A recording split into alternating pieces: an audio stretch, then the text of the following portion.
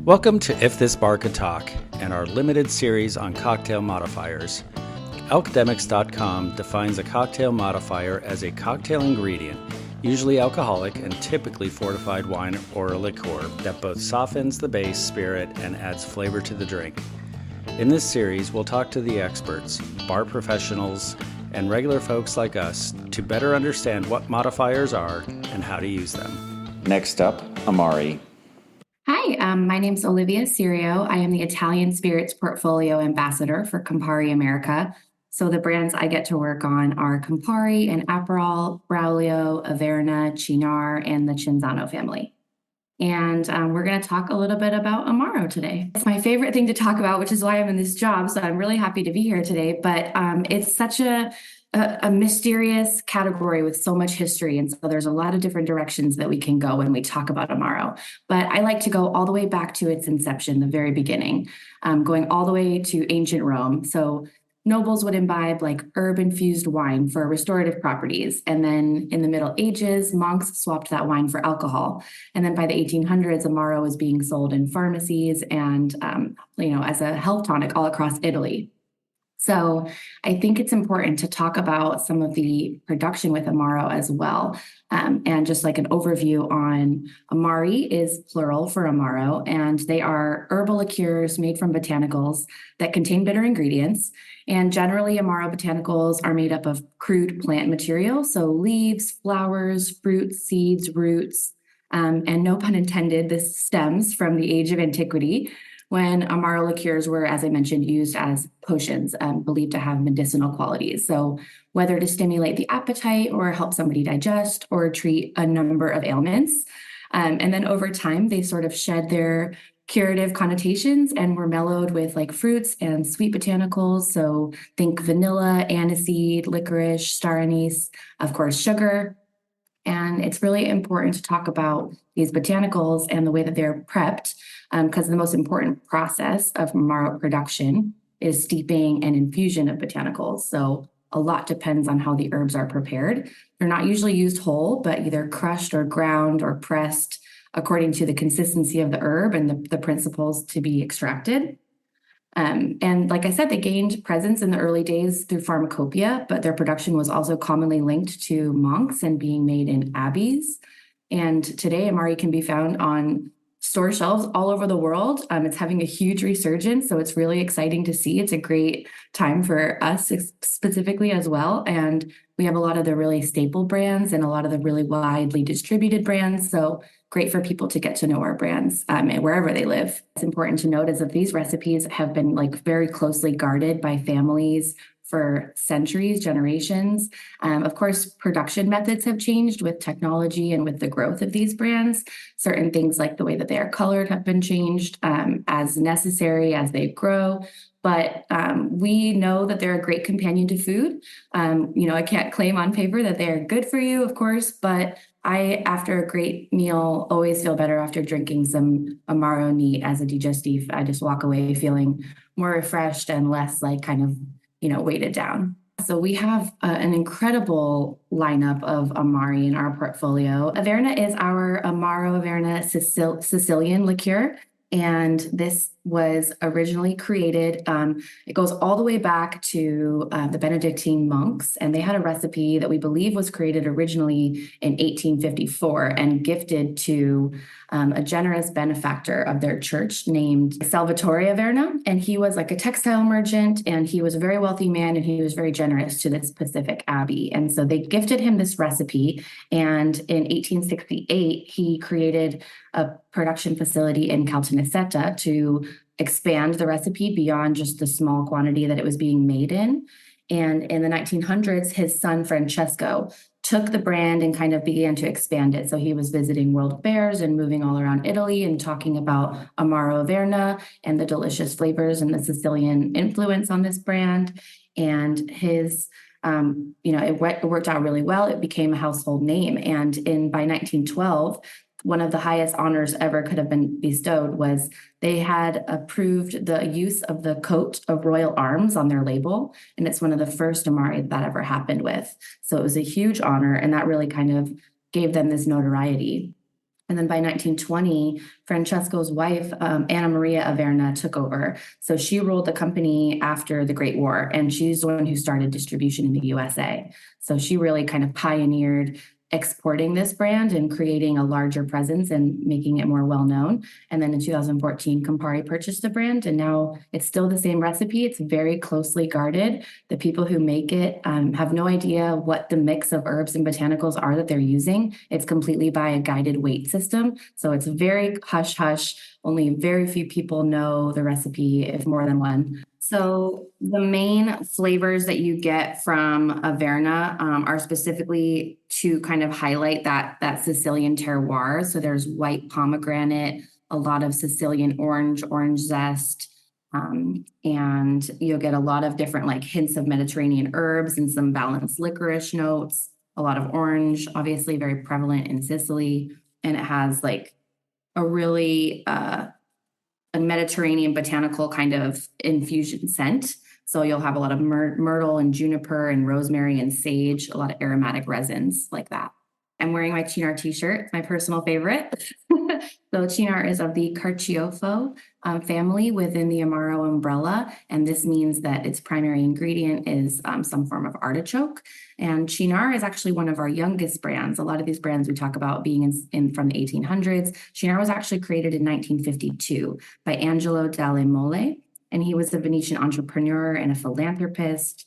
And so he created this brand, and the name is for the artichoke, Cynara. So that's where Cynar gets its name. And it became really popular in the 1960s, from 1960s to the 1980s, because it was doing all of this incredible advertising, which was still pretty new to the alcohol world and very creative. What's the flavor profile of Cynar? Really herbaceous, really vegetal, like dark, deep, earthy, but also a little bit light on the palate, and it doesn't finish too long. So it's like on the middle, I would say, of the bitterness scale too. So I don't think of things as less or sweet or more sweet. I think of them as less bitter or more bitter. And I kind of find Cynar to be in the middle, but that's just my palate. But it does really well with agave spirits and cocktails because it has that sort of like grassy, vegetal note. So tell us about Braulio. Braulio, yes. I know I keep saying I have to figure out which one is my actual favorite because I think I keep doing this on each one. I'm like, oh, my favorite. But I already said that about Cynar. So Braulio is our Amaro Alpino. And Braulio is probably one of the most interesting brands, I think, in our portfolio because of its deep and rich history, dating all the way back to 1826. There's a gentleman named Giuseppe Palloni who opened a pharmacy, and this was in the main street of Bormio, which is a beautiful town all the way on the Italian border, basically in the Alps. So really a mountainous region. It's a tiny little, beautiful, very idyllic village. And he had this pharmacy there. And his son, Francesco, was a chemist who had a passion for botany, and they began experimenting with infusion. And so I mentioned that these were medicinal tonics that, you had to get a prescription for sometimes. And so Braulio was one of these tonics that was being served in this pharmacy and being used for all different types of reasons.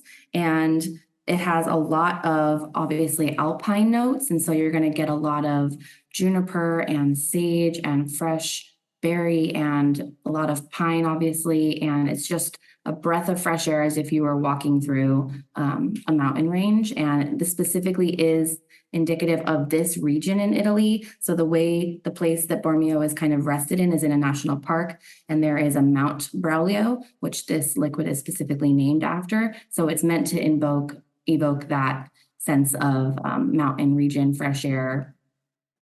Everything that grows there on that mountain should be reflected in this. And what are some of the notable flavors in Braulio? Absolutely. It's like a breath. There's like tons of mint and lemon balm, and if you can close your eyes and take a great smell in, you can be transported. People are doing really creative things with Braulio, but it is best served just neat if you really want to get creative with some fresh herbs or citrus peel, but even on ice. But people are making really creative things. I think I recently had a pina colada made with Braulio called an Alpina colada, and it was great. You can get creative. I think it's important to talk about the differentiation between people get really caught up on their regulations of other spirits and having to have certain regionalities and having to have certain alcohol percentages and certain stylistic characteristics to be categorized. But Amaro is sort of just this full of mystery and history, kind of Wild West. And so there aren't a lot of regulations. And the only really way to know how to categorize something is to sort of know the creator's intention. So whether it's an aperitivo or a digestivo, it needs to be drank in the way that the creator intended. And so that's before dinner with a spritz or after dinner as neat to digest. And so there's just a lot of room for interpretation there. So it's an adventure, and I encourage people to go on it, go to your local Amaro bar or Italian restaurant and peruse their shelves, and don't be afraid to try something that you haven't ever heard of before. Like, I don't see anybody walking into a bar and seeing Cynar specifically with just an artichoke on the label and saying, oh, what is that? I want to try that. So it's great for people to be curious and learn about it. And there's a lot of reason that this has outlasted time in this way, that these liqueurs are so timeless. So, we should continue to move it forward. Olivia, thank you so much for taking the time out of your schedule to talk to us today about Amari. Thank you. Great to meet you both. And now we'll hear from a professional bartender about how Amaro is used behind the bar. Garry White from Denmark on High, welcome to the podcast. Hello, thanks. How do you use Amaro in a cocktail? There's a variety of different ways. Amaro is one of my absolute favorite spirit categories. On our back bar at Denmark, I probably have 20 or 30 at least. And there's just such a wide variety of category. And there's such a great way to kind of tweak a cocktail around. The first thing I think of whenever I do is I use it in like an old fashioned build. So where an old fashioned is 2 parts spirit, a couple of dashes of bitters, and just a dash of some type of syrup. I'll take that initial part, that spirit part, that's 2 ounces, break that to 1.5 ounces, and add like a 1/2 ounce of Amaro to make up the difference, and then mix the cocktail that way. It gives it a really kind of bitter backbone.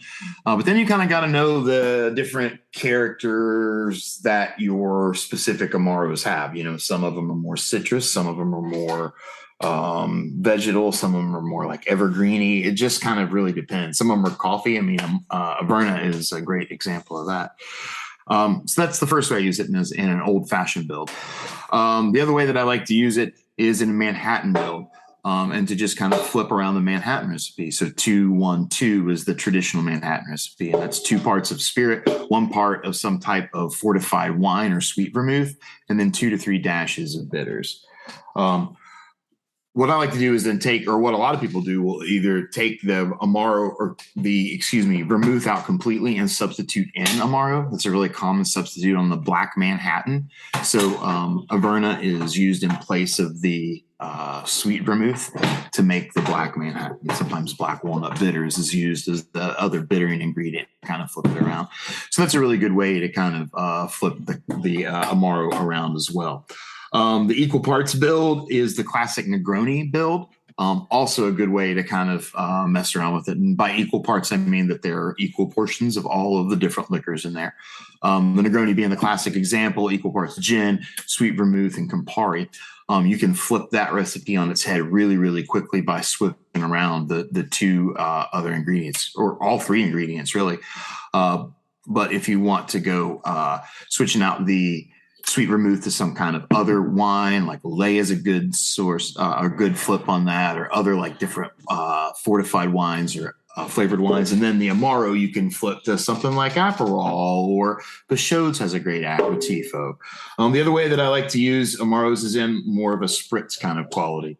So the traditional Aperol spritz build is what we call a step down build. So it's 3-2-1. So 3 parts of your champagne in this instance, 2 parts of Aperol, and 1 part of soda to kind of fill the thing out. That's the kind of shortcut to the Aperol spritz. But you can flip any Amaro into where that Aperol is, and all of a sudden you have a Braulio spritz, or a Fernet spritz, or and the list goes on and on. Those are some of the quick ways that I like to flip the thing around. Those are pretty common kind of twists on cocktails that we use as well. I've never thought about doing a different type of spritz. I like that idea a lot. Low proof, Yeah, no, it's a great way to let the quality of the individual Amaro shine, because there's not, I mean, a whole lot of other, things going on there. I mean, it really kind of will end up making whatever that base ingredient is shine through the rest of the cocktail. So you really get a sense of what the Amaro itself is like. And the other way I like to do Amaro is, I mean, on the rocks. It's really just it's a great sipper. Some of them drink better than other. I mean, they have like a variety of different proofs. So it really kind of depends on that. But yeah, I mean, a lot of times just a little bit of Amaro on the rocks will hit the spot. So this might be an impossible question to answer, but given that you mentioned that Amaros have such different flavor profiles, for someone who doesn't really know that much about Amaro, how would the home bartender go about choosing just like a baseline Amaro? And where to start? Yeah, where do you? That's a question I get all the time, because it is kind of to get the answer, you almost have to step into the rabbit hole a little bit. You know what I mean? Amaros are hard to describe their flavor, like specific flavor profile. A lot of times, I mean, you can get kind of around about like, well, once someone knows what an Amaro is, it's a lot easier to kind of be like, this one's more vegetal, or this one's more, minty, or, so they each have those different kind of qualities. And it's just a matter of kind of knowing what you like. As far as a baseline, it really depends on where you go. A lot of people will say Campari is like the big bad, like Amaro. And it depends on what you're going for. Averna is one of my all-time favorites, but that's real coffee driven. So if you want one that's real coffee driven, definitely Averna is the way to go. If you want one that's more minty driven, or like kind of evergreeny type flavors, I really like Braulio. It's one of my personal favorites. Amaro de Nino is absolutely lovely.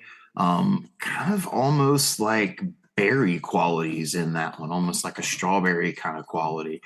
So you really kind of almost need to know a little bit about, and the unfortunate thing about Amaros is you almost need to buy a whole bottle to figure it out. And sometimes you like them and sometimes you don't. Mm-hmm. The easiest way is to come to some place that has a really great selection of Amaros, and that would be Denmark on High. Shots next time we're there. Good point. Boom. But so let's say I'm a home bartender and I want to make a black Manhattan. What Amaro should I buy? Averna Amaro. Absolutely. In all honesty, if I could pick I don't know if I would be able to just pick one, but Averna would be definitely top 5, if not top 3 in my Amaros selections. But yeah, I mean, it's my favorite submixing category. It might be one of my favorite spirit categories in general. We've actually been working on the idea of doing like an Amaro flight or like a house cordial flight. So I like that. Mm-hmm. I do too, because I think the interest is there on those things. I mean, for this, and it is a kind of like a mystery in a lot of ways to some people, and it's something that you kind of do gotta experience to really understand. Well, Garry White with Denmark on High, thank you so much. This has been very informative. We appreciate it. No problem. Thank you very much for having me. You guys have a great day. Cheers. Cheers. Listeners, please rate, review, and subscribe wherever you get your podcasts. Check us out on Facebook and Instagram at Seabus Craft Cocktail Tour. Visit our website at columbuscraftcocktailtour.com for cocktail tour dates, women and whiskey tastings, special events, merchandise, and if you're looking for a gift for that special person in your life, get them a gift card to our cocktail tour. Thank you to the biographer for our original music. And please remember to drink responsibly and be cocktail curious. Cheers.